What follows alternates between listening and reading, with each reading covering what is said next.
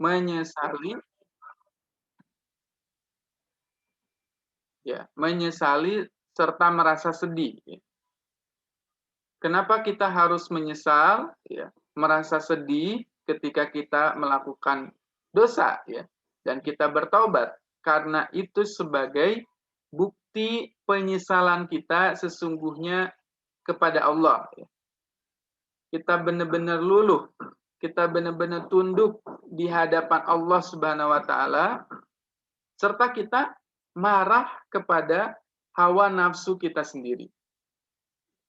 Kita marah kepada hawa nafsu kita yang sering membujuk kita untuk melakukan keburukan, untuk melakukan dosa, untuk melakukan kemaksiatan. Kita kesal sama diri kita, kenapa jiwa saya ini susah untuk melakukan amal sholih, susah untuk melakukan kebaikan. Sehingga kalau terjadi dosa, kita akhirnya menyesal. Maka tobat seperti ini adalah tobat yang benar-benar dilandasi dengan keyakinan dan ilmu. Kalau kita bisa latih nih teman-teman kita bisa melatih dengan ketika kita kehilangan satu amal sholih, kehilangan kesempatan untuk berbuat kebaikan, satu aja kita merasa sedih. Misalkan hari ini ada kajian di Ikrodif Community ini, kemudian kita nggak ikutan, ketika kita nggak ikutan, kita merasa sedih nih. Ya Allah, saya sedih banget kemarin nggak bisa ikutan kegiatan ini. Atau misalkan ada peluang sedekah. Ya Allah, saya kemarin nggak bisa sedekah, ngerasa sedih gitu. Nah, itu semua hal yang bisa membuat kita itu akhirnya terlatih ketika taubat. Kita menyesal ketika melakukan keburukan sekecil apapun. Jangan sampai kita nggak pernah merasakan yang namanya sedih, menyesal ketika kita melakukan dosa. Karena ternyata ada banyak orang-orang yang mereka itu nggak sedih ketika melakukan kesalahan. Contohnya adalah Fir'aun, contohnya Fir'aun, contohnya Abu Lahab, Abu Jahal. Mereka itu nggak pernah merasakan sedih, nggak pernah merasakan menyesal dengan dosa-dosa yang mereka perbuat. Sehingga syarat tobat yang kedua harus merasa menyesal serta sedih ketika kita melakukan dosa. Selanjutnya yang ketiga Nah, yang ketiga syarat-syarat dari taubat adalah segera berhenti dari dosa. Segera berhenti dari dosa. Jadi kalau kita ingin taubat itu, ada kesempatan untuk berbuat dosa di depan kita, apalagi dosa yang sering kita lakukan. Nah, kita langsung berhenti dari dosa itu. Berhenti dari perbuatan maksiat itu. Jadi kalau dia di hadapannya ada perbuatan maksiat, perbuatan yang haram, dia akan segera menarik rem dirinya. Oh, ini nggak boleh nih. Saya harus segera berhenti dari melakukan ini. Saya harus segera berhenti dari melakukan dosa ini. Itu syarat-syarat diterimanya taubat. Jadi nggak nunggu lagi nanti. Seringkali kita nunggu-nunggu waktu untuk taubat. Nanti aja deh saya taubatnya. Saya pengen melakukan maksiat ini lagi gitu. Atau misalkan sekarang saya taubat deh, tapi besok 3 hari ke depan, 1 bulan ke depan, saya mau melakukan dosa itu lagi. Berarti dia nggak segera berhenti dari dosa itu. Nggak segera memutus dosa-dosa yang dia lakukan. Dosa yang dia lakukan. Jadi kalau masih taubatnya seperti itu, maka tidak memenuhi syarat-syarat untuk taubat kepada Allah Subhanahu wa taala. Yang selanjutnya nomor 4.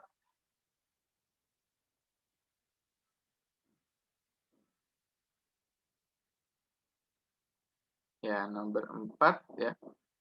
Nah, yang nomor 4 ada bertekad tidak mengulangi dosa tersebut. Jadi, syarat diterimanya taubat itu, ya, kita berjanji kita nggak mau lagi ngulangi dosa tersebut di masa yang akan datang. Jadi besok saya nggak mau lagi nih mengulangi dosa yang saya sudah lakukan. Ya. Kenapa? Karena ini adalah bukti ya dari taubatnya benar kepada Allah. Dan bukti bahwa dia itu jujur kepada Allah Subhanahu wa Ta'ala. Ya. Sebab orang yang nggak jujur sama taubatnya itu, ya biasanya dia melakukan dosa lagi ya. Dia udah tobat tapi melakukan maksiat lagi, berarti dia nggak jujur sama Allah Subhanahu wa Ta'ala ya. Ya. Kalau misalkan terus-terusan berjanji kepada Allah, janji nggak akan ngulangi lagi, janji nggak akan ngulangi lagi, tetapi malah diulangi lagi, berarti taubatnya belum benar ya. Karena taubatnya itu hanya sementara ya. Ya. Taubat ini ya, taubat yang dilakukan ya, diulangi lagi dosanya ya, menunjukkan bahwa perbuatan maksiat itu ya menjauhkan dirinya dari melakukan ketaatan kepada Allah Subhanahu wa Ta'ala. Jadi ketika kita ingin taubat ya, berarti kita harus nggak mau lagi ya, bertekad nggak mau lagi mengulangi dosa yang kita lakukan. Nah, selanjutnya yang terakhir ya, yang kelima, syarat-syarat taubat itu diterima adalah taubat dilakukan bukan pada saat waktu penerimaan taubat berakhir. Maksudnya gimana? Jadi teman-teman, ternyata taubat itu punya limit waktu, punya batas waktu ya. Yang kalau kita nih mau melakukan taubat, itu ada saat-saatnya taubat itu nggak akan diterima di sisi Allah Subhanahu wa Ta'ala. Ya. Yang pertama ya, taubat itu ya bisa bersifat umum ya. Waktu penerimaan taubat, ya, waktu diterimanya taubat itu ada dua. Ya. Yang pertama bersifat umum, yang kedua bersifat khusus. Yang umum berlaku untuk semua orang ya. Semua orang kalau waktunya habis, ya ini habis, taubatnya nggak diterima lagi. Yang kedua, khusus untuk setiap pribadi diri kita masing-masing. Nah, nanti kita bahas yang sifat umum, yang sifat khusus. Ya, di next selanjutnya, di slide selanjutnya ya.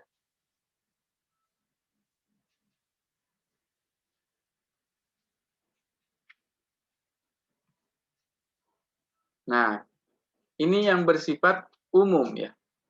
Batas waktu taubat itu diterima itu adalah yang umumnya ya sebelum hari kiamat datang. Jadi selama matahari ya belum ya terbit dari arah barat, ya, belum tenggelam dari arah timur, ya, itu taubat kita masih diterima. Ya. Tapi kalau misalkan sudah terjadi ya matahari terbenam dari sisi timur, maka itulah saatnya taubat-taubat kita tidak diterima lagi. Di dalam surat Al-An'am ayat 158 Allah Subhanahu wa taala berfirman, "Hal yanzuruna illa an ta'tiyahumul malaikatu aw ya'tiya rabbuka aw ya'tiya ba'du ayati rabbik. Yauma ya'ti ba'du ayati rabbika la yanfa'u nafsan imanuha lam takun amanat min qablu aw kasabat fi imaniha khaira. Qul intadiru inna muntadirun." Kata Allah, yang mereka nanti-nantikan hanyalah kedatangan malaikat kepada mereka, atau kedatangan Tuhanmu, atau sebagian tanda-tanda dari Tuhanmu. Nah, jadi taubat itu nggak akan diterima ketika datang tanda-tanda dari Tuhanmu. Ya, para ulama menafsirkan makna dari tanda-tanda dari Tuhanmu itu adalah ketika matahari tenggelam ya, dari timur dan terbit dari barat, yaitu hari kiamat. Jadi tobat itu nggak akan diterima ketika pintu kiamat itu terjadi. Ya, maka sebelum ini terjadi, kita perbanyak tobat kepada Allah Subhanahu wa taala ya, agar kita akhirnya diterima tobat-tobat kita, diampuni segala kesalahan kita. Ya, di slide selanjutnya ya, kita akan membahas waktu yang khusus ya. Waktu yang khusus. Nah, di ayat ke-18 surat An-Nisa ya, Allah menjelaskan bahwa ketika seseorang itu meninggal dunia, ya, ketika seseorang itu diwafatkan oleh Allah, maka taubatnya tidak diterima. Jadi ketika nyawa kita berada di kerongkongan kita, berada di leher kita, nyawa kita ini ya, dicabut oleh Allah, maka taubat kita nggak akan lagi diterima. Ya. Sebagaimana yang terjadi sama Fir'aun. Ya. Fir'aun ini ternyata di akhir hayatnya dia itu taubat kepada Allah. Dia minta maaf kepada Allah. Ya. Tapi ternyata ya, taubatnya Fir'aun sudah sampai di kerongkongan tenggorokannya. Ya. Sehingga akhirnya Allah tidak terima lagi taubatnya. Ya. Ketika menjelang mati, kematian, ya, maka ya, taubat itu tidak akan diterima oleh Allah Subhanahu wa taala. Ya. Jadi sebelum kita meninggal dunia ya, sebelum kita merasakan yang namanya sakaratul maut, maka kita perbanyak untuk taubat kepada Allah Subhanahu wa taala. Oke, terakhir tentang keutamaan-keutamaan yang akan kita dapatkan ketika kita taubat kepada Allah Subhanahu wa taala. Ya, keutamaan pertama ya, yang akan kita dapatkan ketika kita taubat adalah dipuji oleh Allah Subhanahu wa taala. Ini dijelaskan di Quran surat Ali Imran ayat 135. Jadi di situ Allah Subhanahu wa taala memuji orang-orang yang selalu bertobat kepada Allah. Kita ini kalau kita taubat kepada Allah, maka Allah akan menyebut nama kita satu persatu di hadapan semua makhluknya yang ada di muka bumi, semua makhluknya yang ada di langit. Kita akan disebut satu persatu nih namanya ya, di hadapan semua makhluk Allah. Dipuji-puji oleh Allah.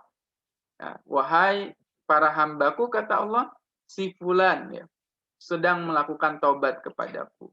Dia minta ampun kepadaku. Maka cintailah dia, sayangilah dia ya, sebagaimana aku menyayanginya. Itu luar biasa ya, kalau kita mau taubat kepada Allah Subhanahu wa taala. Yang kedua, kita akan mendapat pemeliharaan. Ya. Kita dipelihara oleh Allah Subhanahu wa taala, kita juga dikasih penjagaan. Kita dijagain oleh Allah Subhanahu wa taala. Dikasih juga rahmat, kasih sayangnya Allah Subhanahu wa taala. Dikasih juga apa? Keberkahan oleh Allah Subhanahu wa taala. Dikasih juga apa? Nikmat rezeki ya, dilipat gandakan. Kemudian juga kemakmuran ya. Ya, kemakmuran hidup ya. Jadi semuanya kehidupannya itu berisi kebaikan dari Allah Subhanahu wa taala ketika kita taubat kepada Allah Subhanahu wa taala. Luar biasa manfaat dari taubat ternyata bukan hanya dirasa ketika di akhirat saja, tapi di dunia aja udah bisa kita rasakan betapa dahsyatnya Allah Subhanahu wa taala memberikan kita hadiah ya, kepada para hambanya yang ingin taubat. Dan yang ketiga, ya, ketika kita taubat itu menggugurkan dosa-dosa kita. Ya.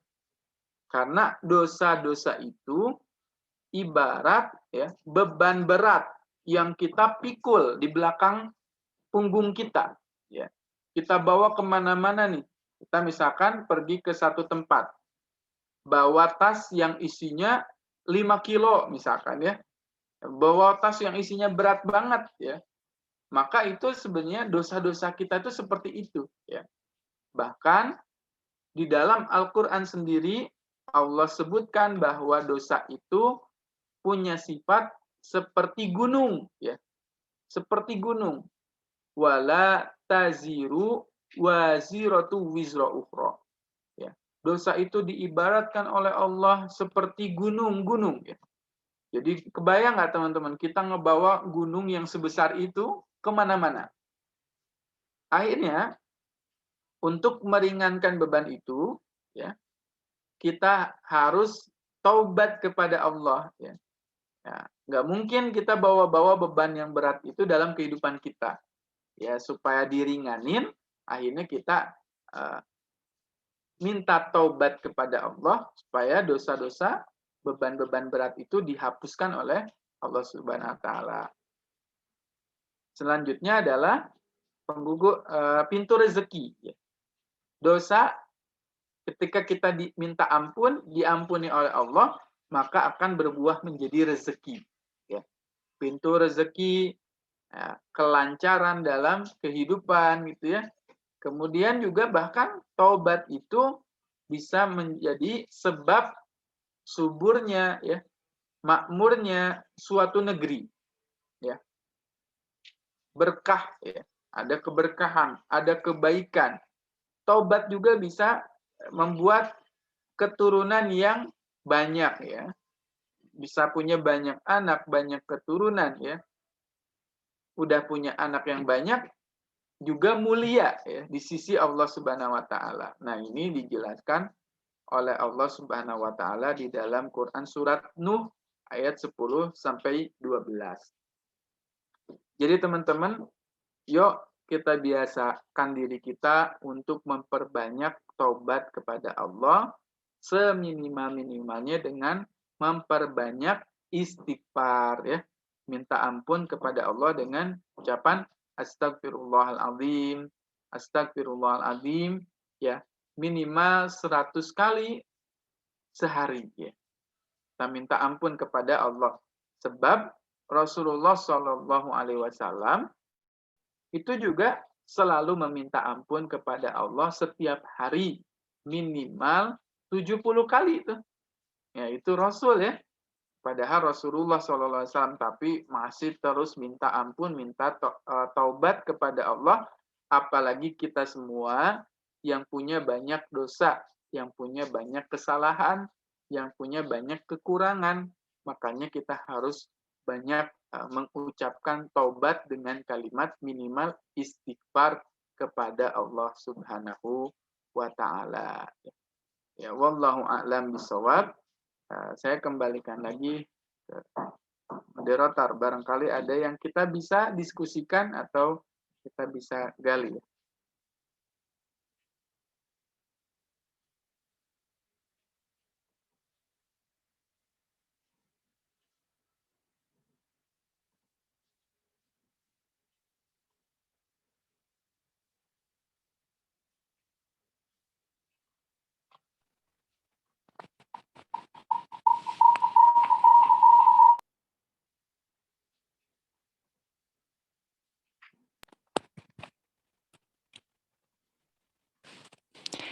Terima kasih kepada Ustadz yang sudah menjelaskan pada kita semua, Masya Allah.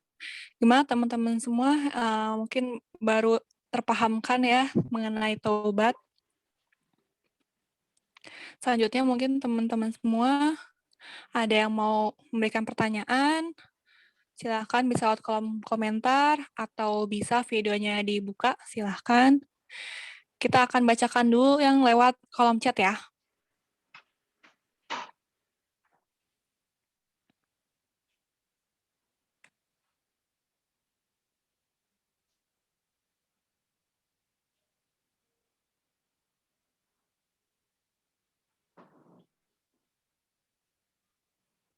Pertanyaan pertama,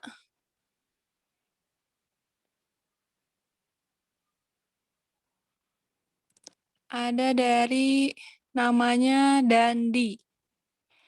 Dandi pertama di kolom chat. Assalamualaikum warahmatullahi wabarakatuh. Ustadz, saya Dandi. Saya ingin bertanya bagaimana cara menghilangkan rasa maksiat. Kadang-kadang iman saya goyang. Nah, gimana sih cara untuk menghilangkannya?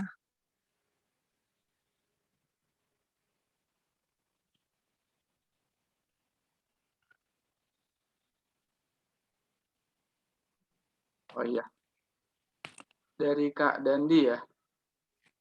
Bagaimana caranya menghilangkan rasa maksiat ya. Kadang iman saya goyah ya. Oke. Nah, ada satu tips ya dari Rasulullah Shallallahu Alaihi Wasallam supaya iman kita itu enggak goyah, enggak gampang terpengaruh ya. Nah, ini semua ternyata sudah dijelaskan oleh Rasulullah Shallallahu Alaihi Wasallam di setiap pagi kita. Jadi setelah sholat subuh ada satu zikir yang minimal kita rutinkan ya, yaitu zikirnya adalah La ilaha illallah wahdahu la syarikalah lahul mulku walahul hamdu wa huwa ala kulli syai'in qadir. Kita baca sebanyak 100 kali ya. Jadi dibaca 100 kali. Apa manfaat dari kita baca zikir ini? Ya, kata Rasulullah Shallallahu Alaihi Wasallam, barang siapa yang membaca zikir tadi 100 kali, maka dirinya akan dilindungi oleh satu benteng. Yang benteng itu tidak bisa dimasuki oleh setan. Ya, jadi setan itu nggak bisa mengganggu orang yang membaca zikir la ilaha illallah tadi sebanyak 100 kali. Ya. Nah, barangkali kita suka gampang tergoda ya. Gampang akhirnya terbujuk untuk melakukan maksiat gara-gara benteng kita itu ternyata lemah ya. Yang penjagaannya itu nggak ada ya. Nggak ada yang ngejagain hati kita. Sehingga akhirnya setan itu gampang membuat kita itu was-was. Gampang membuat kita itu terpengaruh dalam melakukan dosa. Itu mudah banget gitu ya, karena bentengnya nggak kuat. Ya, itu tips dari Rasulullah SAW supaya kita nggak jadi orang yang gampang terpengaruh dari dosa-dosa. Ya, Wallahu a'lam bishawab.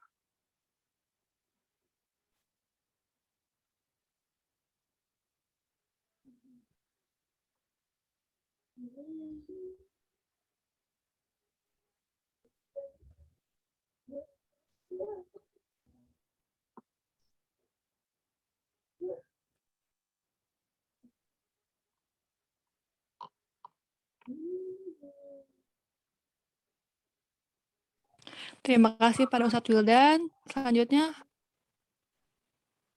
ada yang mau bertanya lagi?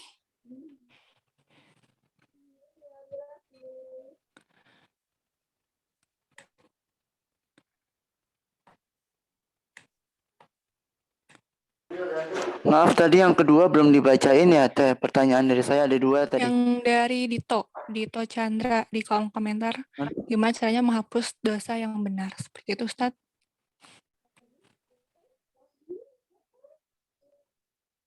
Ya. gimana caranya menghapus dosa kita dengan benar ya.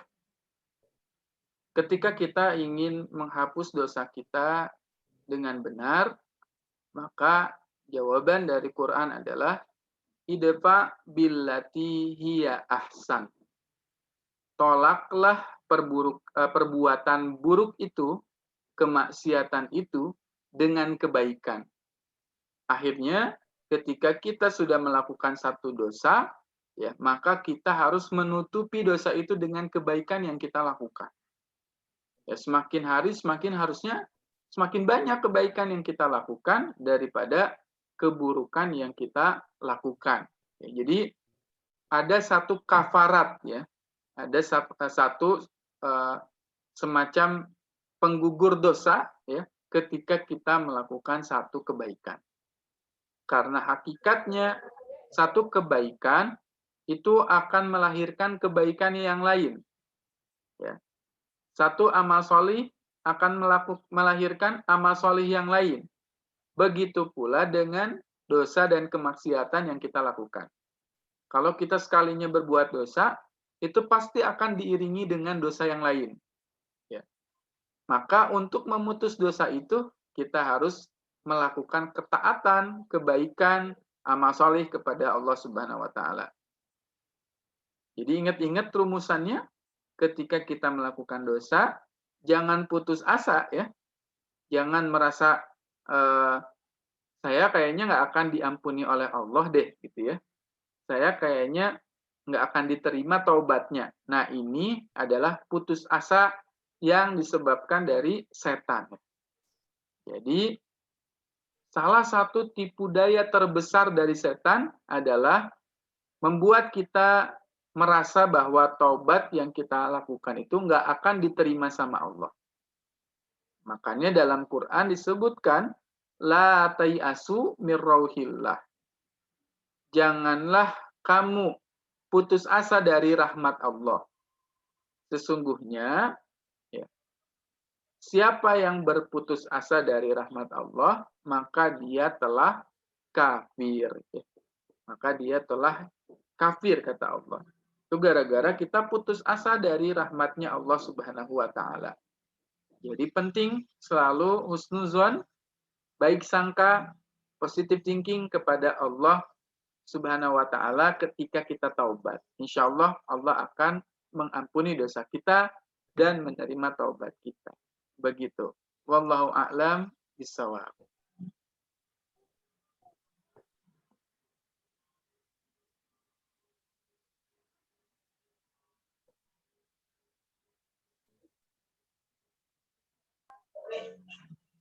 Oke, maaf tadi ada yang bilang dari Dandi, ada pertanyaan kedua katanya Ustaz yang belum dibacakan. Nah, bagaimana kalau misalnya kita ingin taubat, itu bagaimana caranya kita mengetahui bahwa taubat kita itu diterima? Misalnya, terus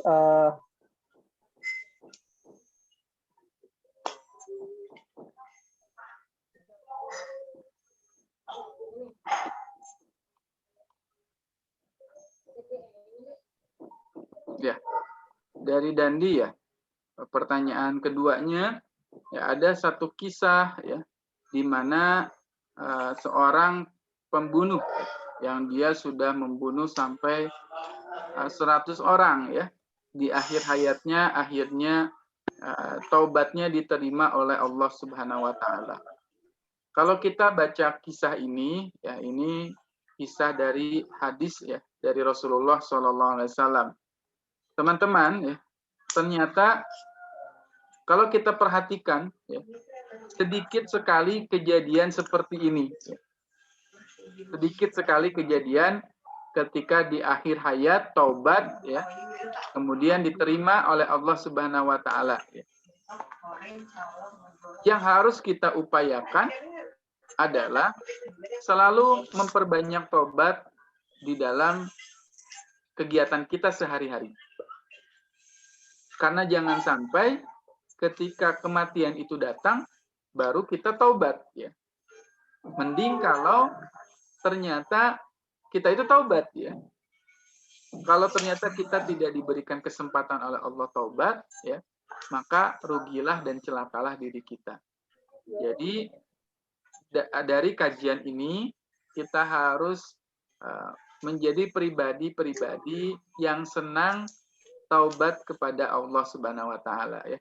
Kalau kita udah jadikan taubat itu sebagai habit, sebagai kebiasaan, maka insya Allah ketika kematian itu datang, kita sudah minta ampun kepada Allah Subhanahu wa taala. Jadi jangan nunggu dulu saat-saat kematian itu datang, tapi biasakanlah untuk menjemput kematian itu dengan bertobat kepada Allah Subhanahu wa taala.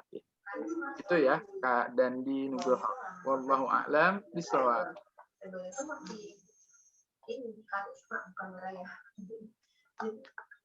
Jadi yang tahu sendiri kayak recycle lagi, kayak kita recycle lagi kebanyakan sesuai.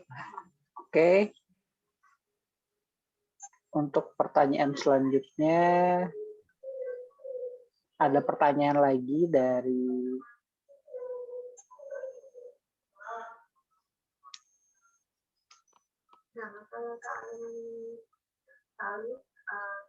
kamu kelompok lagi di masa sebenarnya mana sih sampai ranahnya di mana? Ya, ada pertanyaan dari Feni. Assalamualaikum. Ustaz mau tanya, apabila saya sudah bertobat tapi masih berpikir untuk ingin mengulangi dosa atau maksiat, itu penyebabnya apa ya, dan solusinya seperti apa agar saya betul-betul bisa berhenti untuk melakukan dosa atau maksiat tersebut? Iya, dari Kak Feni Aulia ya, Masya Allah. Ketika kita taubat ya, setan itu nggak akan pernah berhenti menggoda kita. Setan itu nggak akan pernah ridho sama kita. Ya. Setan itu nggak akan pernah senang ketika ada seorang yang mendekat kepada Allah Subhanahu wa taala, sehingga dia akan bekerja dengan maksimal agar kita itu semakin jauh dari Allah.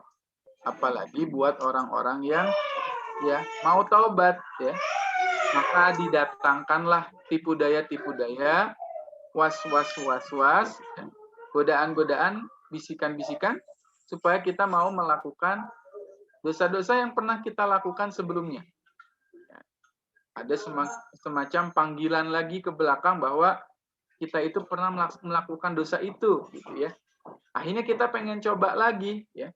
Itu semua ternyata ya datang dari setan, sehingga kita harus memperbanyak meminta pertolongan, lindungan dari Allah Subhanahu wa taala.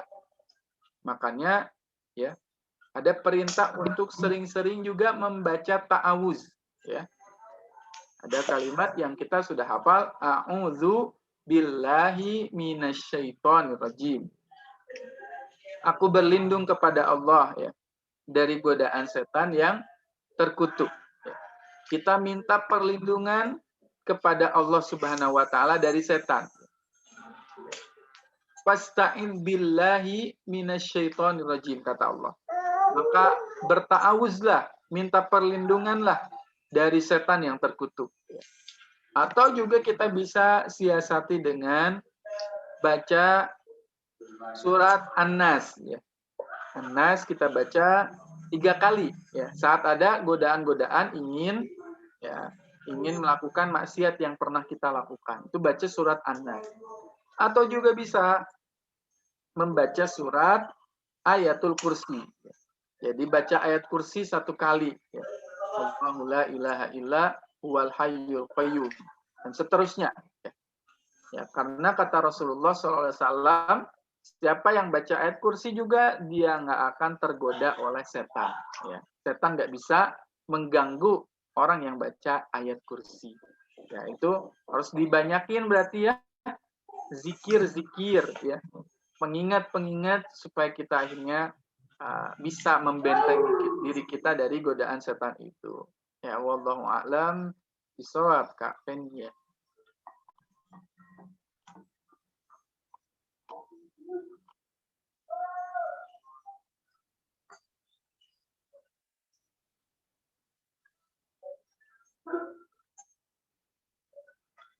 Oke, terima kasih Ustadz atas jawabannya. Silahkan, ada yang mau bertanya lagi? Ada yang mau coba raise hand atau mengangkat tangannya? Coba saya tunggu dulu.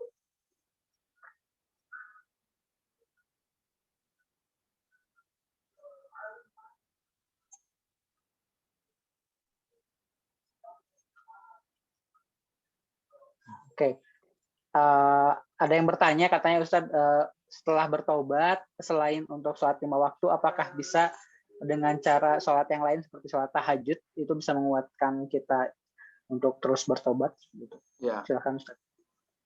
Ya, bisa nggak selain sholat 5 waktu? Ya betul ya. Bisa dengan tadi, bisa dengan sedekah, ya, bisa dengan sholat duha, yang sunnah, ya, bisa dengan berbuat baik, ya. Intinya semua kebaikan itu bisa mengokohkan taubat kita, ya. Semakin memantapkan taubat kita, semakin kita banyak amal sholih kita, ya, semakin banyak, ya, diri kita mendekatkan diri kepada Allah, maka insya Allah taubat kita akan semakin istiqomah. Semakin jauh nih dari Allah, ya, maka semakin goyahlah keimanan kita dan taubat kita. Wallahu a'lam bishawab. Ya.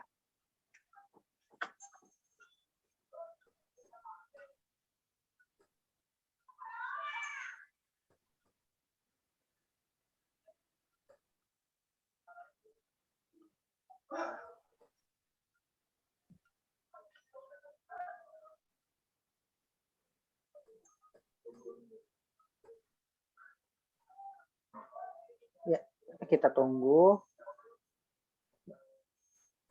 Selanjutnya ada pertanyaan yang ke-6, ada dari Fahri.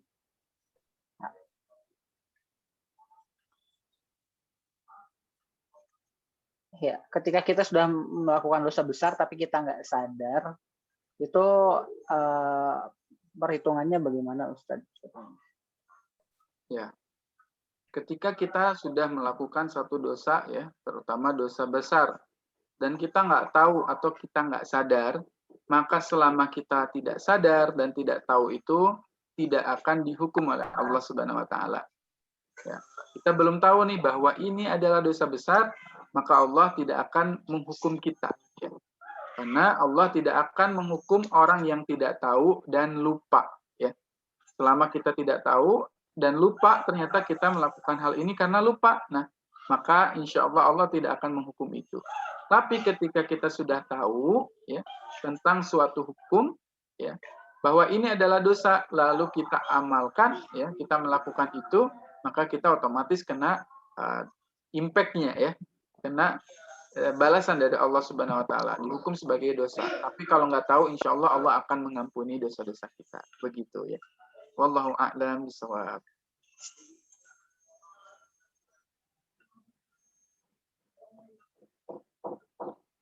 Oke, terima kasih Ustadz.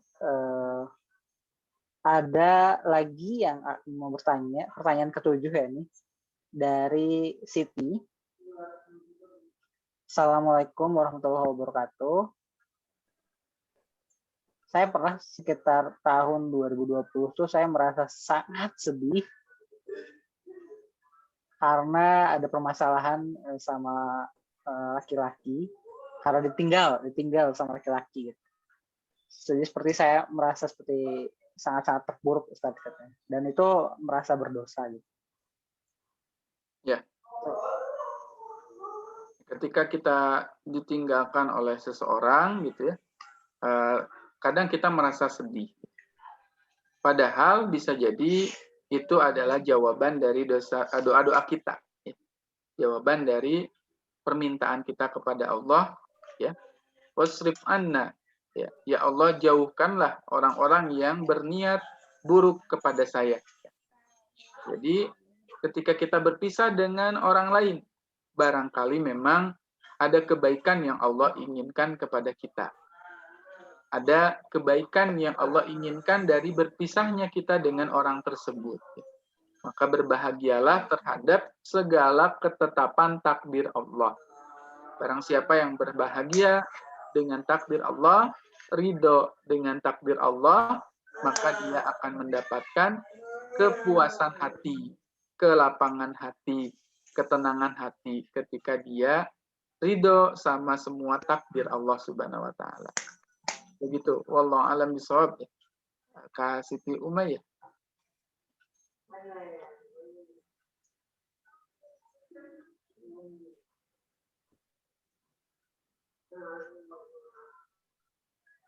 Oke, terima kasih sekali lagi Ustadz untuk penjelasannya. Ada lagi pertanyaan dari Haeza. Ya, pertanyaan dari Haeza dari Jakarta. Panggilannya saya lupa. Nah, bagaimana cara Allah melindungi orang Islam dan cara mendekatkan diri kepada Allah? Ya. Bagaimana Allah Subhanahu wa taala melindungi umat Islam ya? Ya, dia dijaga oleh Allah Subhanahu wa taala dari berbuat kerusakan ya, ke dalam dirinya maupun kepada orang lain. Cara Allah menjaga umat Islam itu adalah ya, menanamkan kepada dirinya itu ya, rasa cinta kepada perdamaian, ya, rasa cinta kepada sesama. Ya.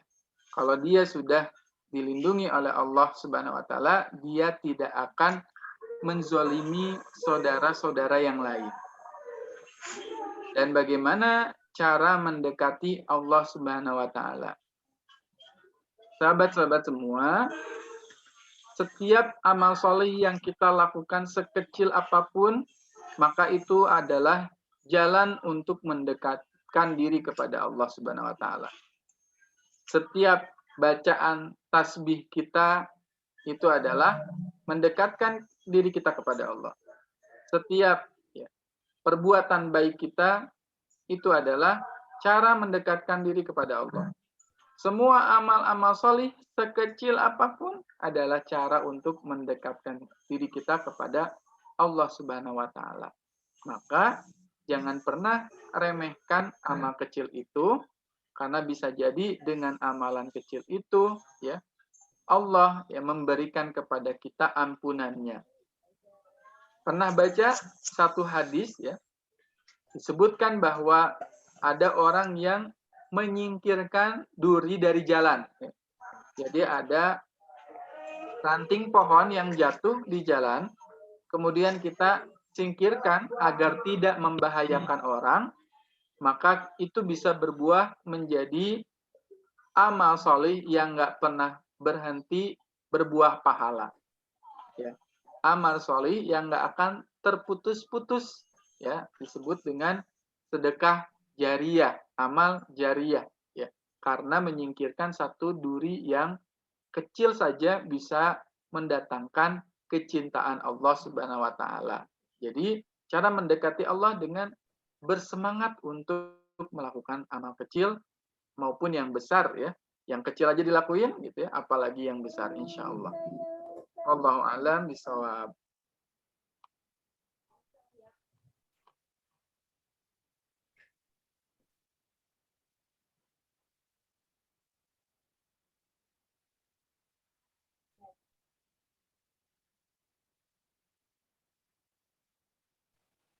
Selanjutnya ada pertanyaan dari Gausu. Silahkan dibuka videonya.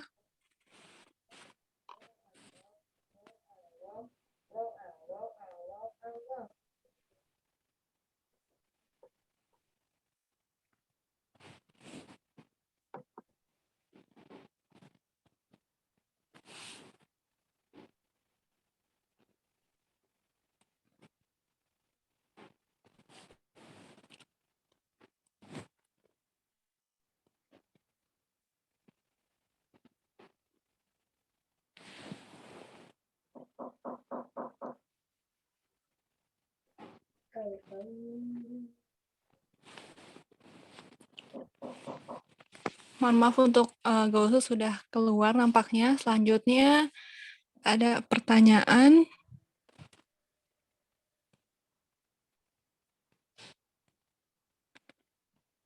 Ada pertanyaan lagi dari Feni. Apakah bisa saya membantu melindungi sama teman-teman untuk menyadarkan tentang taubat? Ya, bisa nggak kita sama-sama gitu ya, melindungi diri kita, ya sama-sama menjaga sahabat-sahabat kita untuk sama-sama tobat, itu bisa banget ya. Bahkan harusnya kita bersemangat ya di dalam tobat ini, tobatnya itu berjamaah ya. Ajak sahabat kita, ajak keluarga kita untuk selalu minta ampun kepada Allah Subhanahu wa taala. Kalau ada teman-teman kita, sahabat kita ya, yang harus disadarkan, yang butuh disadarkan, itu bisa ya. Kasih pengertian kepada dirinya bahwa ini adalah perbuatan yang kurang baik gitu ya. Kita bisa taubat kepada Allah Subhanahu wa taala ya. Sedikit demi sedikit ya, tentunya pengertiannya itu insya Allah sedikit demi sedikit itu sahabat kita akan taubat juga ya. Artinya di dalam surat Al-Asr ya, yang kita suka hafal ini, ada ayat yang bunyinya illalladzina amanu wa amilus solihati wa tawasau bil haqqi wa tawasau bis sabr. Ya. Kita itu harus berjamaah bersama-sama ketika melakukan kebaikan ya. Saling menasihati dalam kebenaran, saling menasihati dalam kesabaran ya. Jadi tugas dari kita juga adalah bagian untuk menyadarkan sahabat-sahabat kita yang ingin bertaubat. Begitu ya. Bisa banget Kak Penny ya, insyaallah.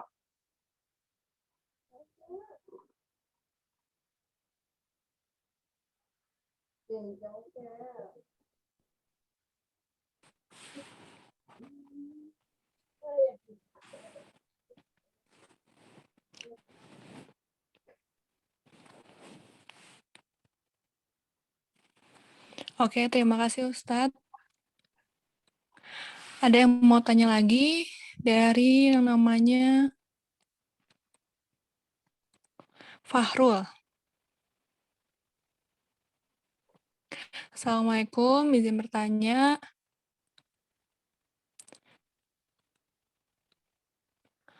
Apakah taubat dengan hijrah ada keterkaitannya dan bagaimana jika terus bertaubat tapi tidak bisa berhijrah? Apakah itu ciri taubat kita tidak diterima?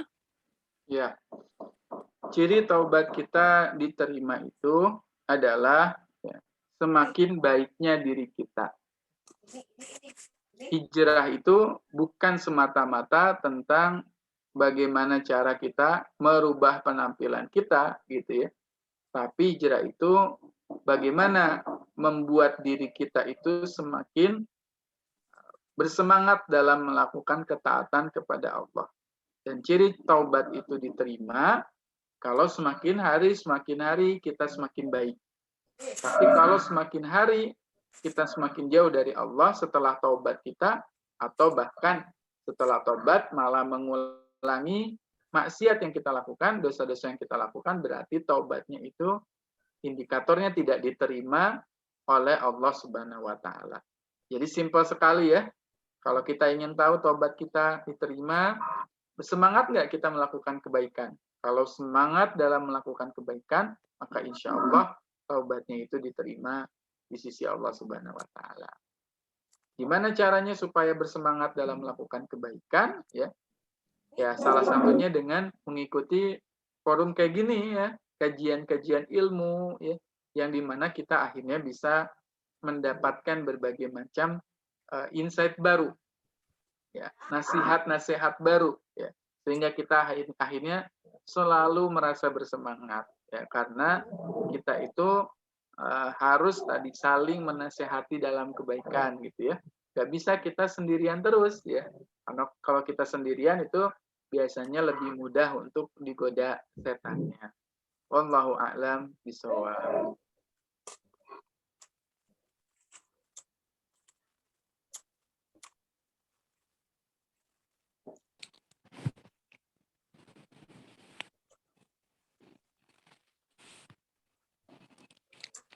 Sudah selesai?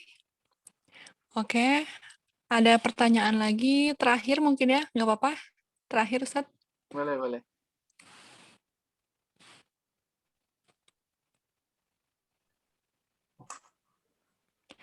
Pertanyaan dari Raka. Saya mau tanya,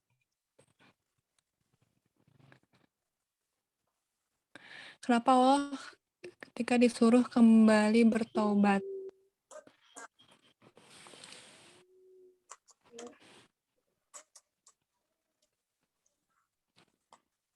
Pertanyaannya gimana ya, Kak?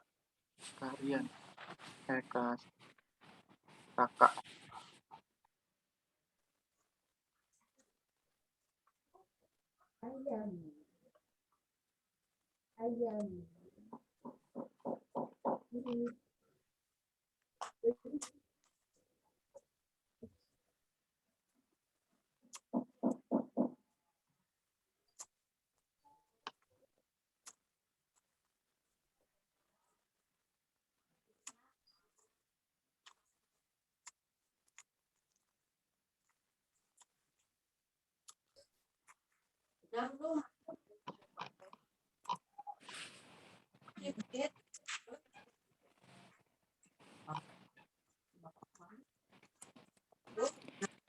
Sudah cukup mungkin ya, Kak ya?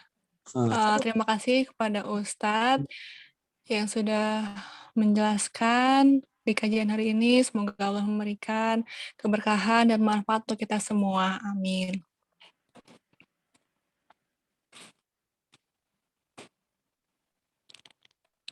Jadi kalau teman-teman semua ada yang mau bertanya, bisa langsung mengontak ke Ustadz Wildan untuk bertanya lebih lanjut.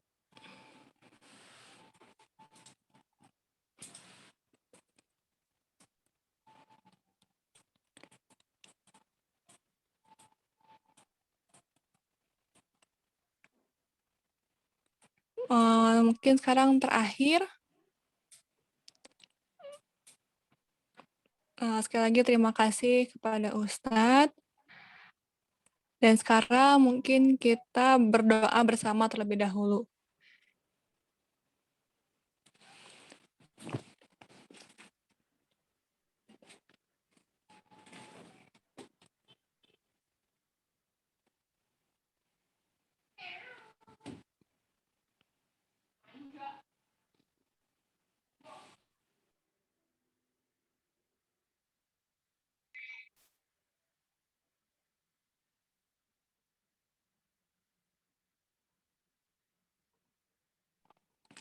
Berdoa akan dipimpin oleh Kak Dadi. Kita berdoa bersama-sama.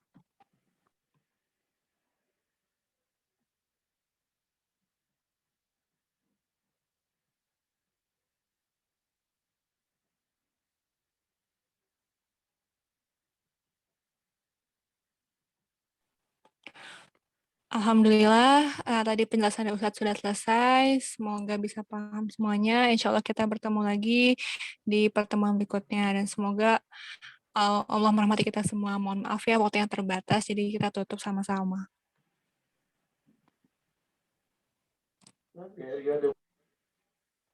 Sekarang kita berdoa bersama-sama. Silakan boleh dibuka videonya.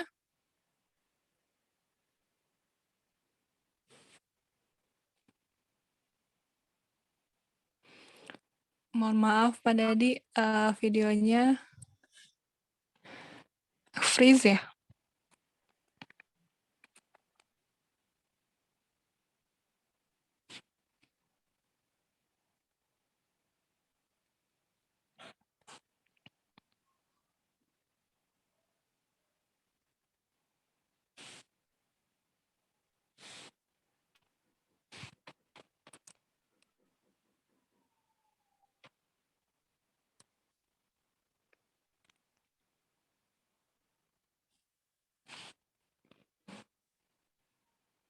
Mohon maaf ya, saya ganti ini videonya. Kita berdoa bersama-sama untuk menutup acara hari ini. Siap?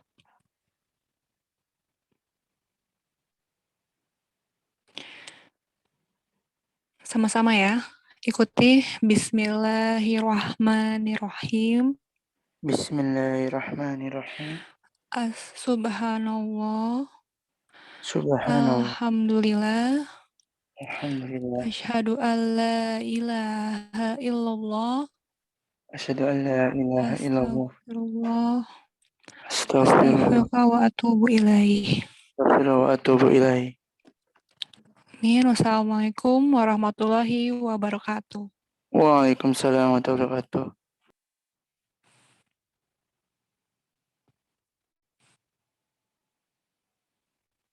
Terima kasih kepada Adadi sudah menutup dengan berdoa bersama-sama.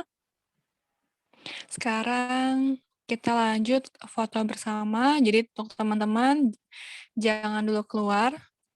Tunggu dulu sebentar. Kita akan foto bersama-sama terlebih dahulu, oke? Kita foto dulu. Tolong videonya boleh dinyalakan. Videonya boleh dibuka.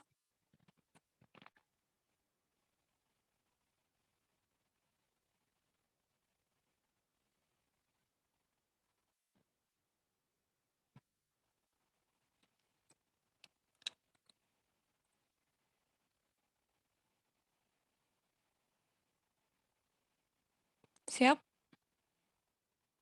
1, 2, 3.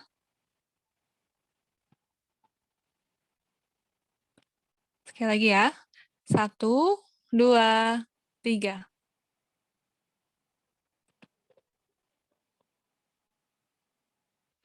Oke, satu kali lagi ya, satu kali lagi.